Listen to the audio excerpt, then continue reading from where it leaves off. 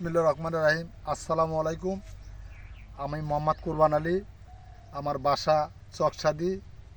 আমি TM 1220 tomato করি, আগাম টমেটো। এর আগে তো আমি অনেক টমেটোই করছি, 4-5টা জাত করা আছে। তো বিশেষ কারণ হলো এই টমেটো পরীক্ষামূলক আমি করার পরিপ্রেক্ষিতে মোটামুটি খুব ভালো রেজাল্ট। আর এত রোগবালাই কম, এটা আমার মানে বাস্তবে বিশ্বাসে আসতেছে না যে এত কম মাকড়নাশক দেওয়ার পরেও এত সুন্দর গাছ কিভাবে থাকে, এত আগাম টমেটো। আর ফলের যে সাইজটা মোটামুটি খুব সুন্দর।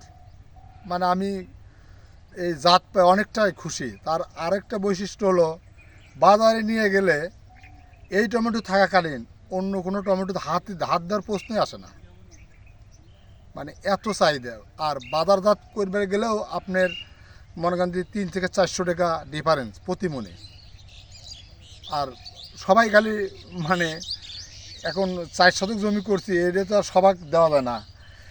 আমার 2-3টা হলো রেগুলার দেয়, আমি তরকারি অনেক সবজি দেই, তারাই টমেটো দেয়। সবাই বলছে আমাকে দিও, ও বলে আমাকে দিও, ও বলে আমাকে দিও।